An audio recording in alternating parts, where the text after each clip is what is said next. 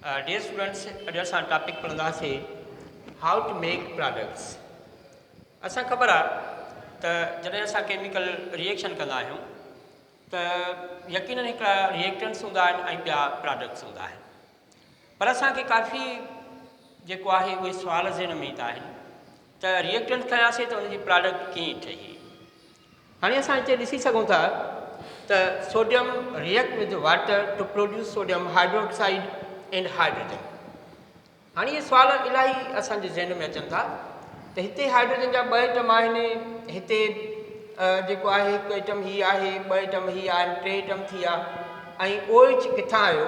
इहे हिकिड़ा मुख़्तलिफ़ सुवाल आहिनि पर असांखे इहा जेको आहे ज़हन में रखणु खपे त जॾहिं बि कंपाउंड्स जेके आहिनि केमिकल रिएक्शन कंदा आहिनि त उहे आयोनाइज़ थींदा आहिनि ऐं उहे पंहिंजा पार्टनर एक्सचेंज कंदा आहिनि ऐं जॾहिं हिक ॿिए सां एक्सचेंज कंदा त उहे वेलेंसीअ जे बुनियाद ते पाण सां जेको आहे अटैच थींदा आहिनि। जीअं तव्हां हिते ॾिसी सघो था त सोडियम जेको आहे पाणी सां मिली करे सोडियम हाइड्रोक्साइड ठाहियो। हाणे सुवाल आहे भई OH हीअ किथां आयो, त हिन जे लाइ सभ खां पहिरियां असांखे पाणी जी जेका आयोनाइज़ेशन आहे उहा उनजी ख़बर हुजणु खपे त हिते हाइड्रोजन पाणी जेको आहे जॾहिं आयोनाइज़ थींदो आहे त हीअ H+ ऐं OH में आयोनाइज़ थींदो आहे। हाणे जो हिकिड़ो हिसो प्लस थी वियो, ॿियो हिसो माइनस थी वियो। हाणे जेको माइनस हिसो आहे इहो सोडियम सां रिएक्ट कंदो, यानी हिते H हिन तरह सां हीअ हिसो हिन जो प्लस आहे, हीअ माइनस आहे, त हीअ प्लस हिसो तव्हां ॾिसी सघो था त हीअ असांजो सोडियम हाइड्रोक्साइड में ईंदो। उनखां पोइ बाक़ी असांजो हिकिड़ो जेको आहे प्रोटॉन बचियो। प्रोटॉन जेको आहे उहो अकेलो आज़ादु फ्री नथो रही सघे, इहो पाण में मिली वरी जेको आहे हाइड्रोजन जो मालिक्यूल थो ठाहे। अहिड़ी तरह सां वरी असां ॾिसंदासीं aluminium react with chlorine, the product that will be obtain there that is the aluminium chloride. हिते असां वरी ॾिसंदासीं टे असां हिते लिखिया। हाणे वरी सुवाल आहे त हितां टे असां किथां ईंदा, त इहो असांजे ज़हन में हुजणु खपे त एल्युमिनियम जी जेका वैलेंसी आहे उहा आहे 3 ऐं क्लोरीन जी वैलेंसी आहे 1। They will exchange their valency like this. हाणे जॾहिं एक्सचेंज कंदा त we will get the aluminium chloride even though the equation is not balanced. Let's see to balance the equation.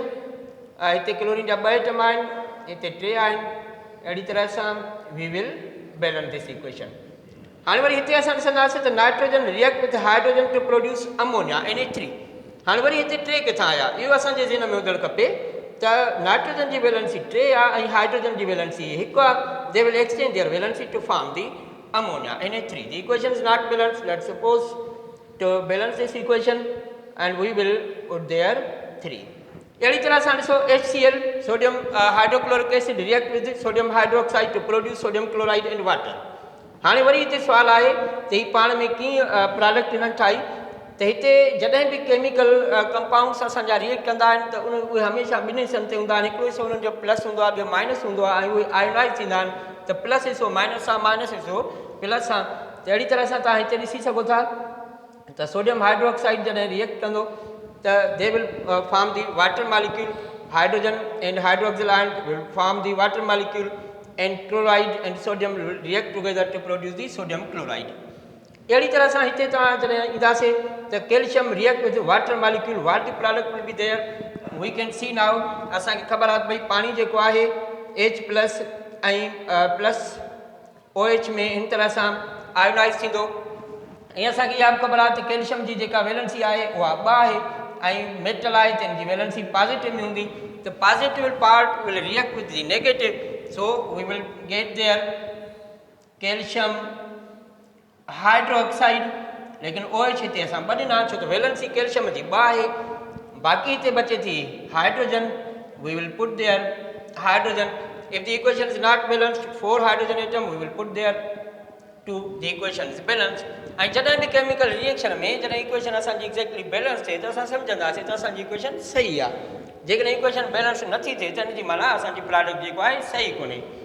Now in other reaction nitric acid react with calcium hydroxide, what will be the product there, we can see negative part will be added with the positive and positive with the negative, so we can write there calcium nitrate CaNO3 and we will put there 2 and again the positive part will be the negative and positive with the negative, then other molecule that will be the H2O, we will get there H2O.